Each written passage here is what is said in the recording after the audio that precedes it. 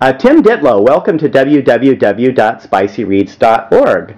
It is a pleasure to have you here, and I'm hoping that you'll tell my viewers a little bit about Brilliance Audio and a little bit about what you do for them.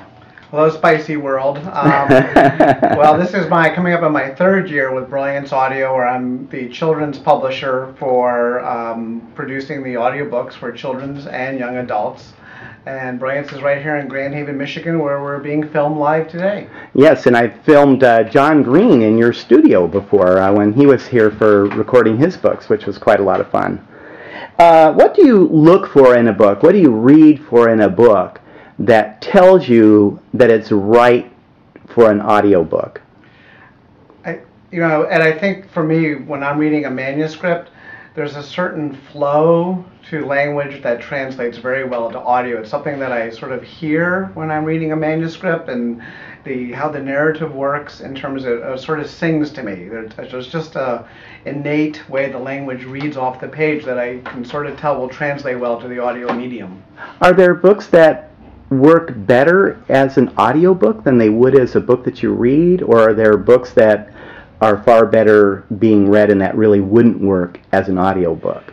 That's a good question. I always like to say that any book can be technically recorded, but not every book should be recorded, because there are books, I think, that are better left to the print medium. And it's been very hard choices over the years. There are times where I've read books where I know commercially they will sell, very, very well, and have actually, some of the things I've turned down have gone on to become million-copy bestsellers, which, why I may regret that from a financial standpoint. I think that because some of the ways these books were created, that they just don't work for the audio medium. Well, that's interesting, because I know Brilliance did a fabulous recording of We Are the Ship, and I'm wondering how you recorded the oil paintings.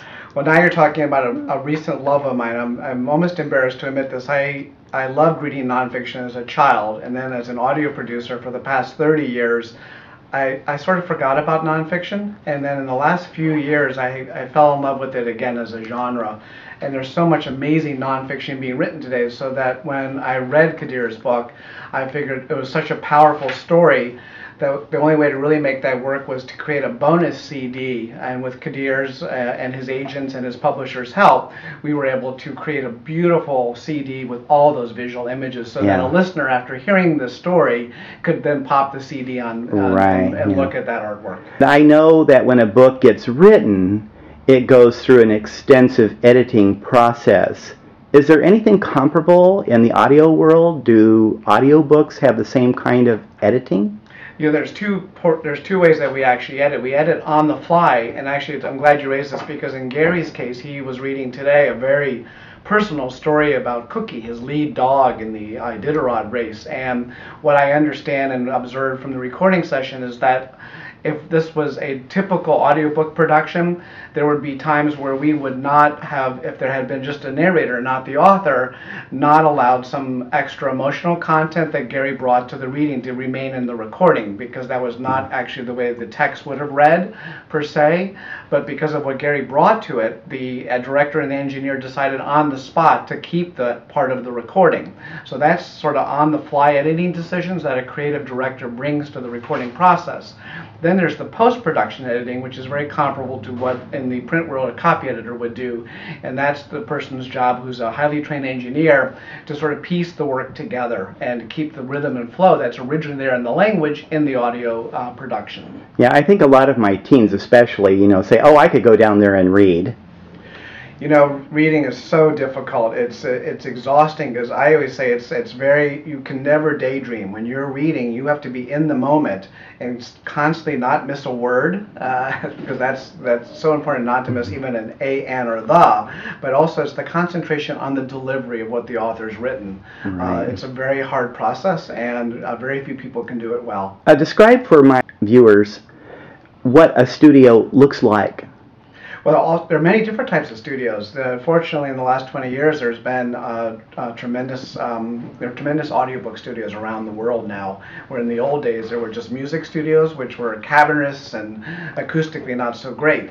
The new audiobook studios that we have, that we've built here and that we use in New York and in Los Angeles, they're still a little claustrophobic. If you have trouble with a tight space, you may not want to spend days Oh there. yes, I've toured Grand Haven, and those studios are small. They're small, but that helps the sound quality. We like to have that intimate warmth that a microphone and that kind of space delivers. Yeah, yeah. Well, right now, of course, because we're working on Gary Paulson's work, it's very exciting because we're working on a number of his backlist titles plus his frontlist books, which will be coming out in spring 11, including one of my favorites, Liar, Liar, which is a perfect boy book for middle grade readers and listeners. I would also say that recently, but the biggest project that took up the better part of our summer was a 45-hour recording of the new Chaos Walking series by Patrick Ness. And there was a perfect example of the audiobook being the perfect medium, because the way that Patrick wrote those books, he had, for those readers who know the books, the noise, including me, which was written on the page but translated beautifully to the audio medium. I look forward to listening to that. I mentioned earlier that I have a bunch of teens that are interested in recording for you. Now, for a student that says, okay, I know it's hard, I know I'm stuck in a small space, what do they do to be able to record books for an audiobook company? If someone wants to, excuse me, I'm losing my voice. So, obviously, I'm not going to be a good audiobook reader. Because I'm only 5 minutes into this interview, I've lost my voice. Are you asking if someone would want to become a reader? How would you go about doing that? I always tell people who think that they're interested in this that the local, state level programs where you can read for the blind are a great way to start, because you can really practice your skills and get the experience that you might want to see if you like doing this first, because many people think they do, and then when they actually start reading for hours at a time, just find it too much of a challenge. So I'd say that that's a great place to start, because you can volunteer, do good work, and practice your narration skills. The other thing is just listen a lot. Take audiobooks out of the library, go to the bookstore, download them, and hear what some of the top people in the field are doing, and then practice on your own. Okay, I can't leave this interview, and maybe we'll close with this question.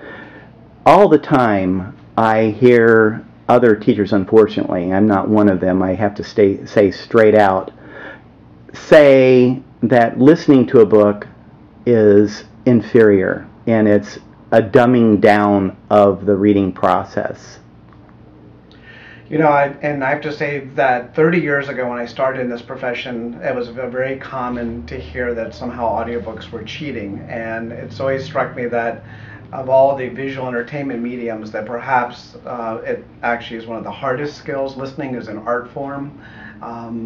For people to be able to listen to one another and without having their minds wander off is a very difficult thing. So listening to an audiobook for 8 or 10 hours for a child or an adult, I hardly call that cheating, when you have to bring to bear all that kind of skill set and to truly enjoy every word the way it was written and meant to be heard. It is, really traditionally an oral tradition, audiobooks, and to hear an author's language brought alive, I don't see how that's cheating. Any last words for my readers? Viewers. For your listeners, viewers, readers. All of the above. All of the above. I think one thing I would encourage people to do who may be new to audiobooks is to be experimental. Go for a genre of books that you've never tried before, that maybe you want to try a romance or paranormal or science fiction or fantasy, and go try that out and pop it in a car and give it a whirl. Well, thank you very much for appearing on www.spicyreads.org. Bye, thanks. That was Tim Ditlow speaking with me, Ed Spicer, on www.spicyreads.org. In addition to listening to Gary Paulson's new audiobooks from Brilliance, some of my favorite audiobooks by Brilliance include The Spectacular Now by Tim Tharp and narrated by MacLeod Andrews, The Rock and the River by Kekla Magoon and narrated by Dion Graham, The Magician's Elephant by Kate DiCamillo and narrated by Juliet Stevenson, or The Sky is Everywhere by Jandy Nelson and narrated by Julia Whalen. Thanks for stopping by. These images are from the Brilliance Audio website at www.brillianceaudio.com. Pay them a visit to listen to samples from a wide variety of audiobooks of all kinds. Thanks again. Bye.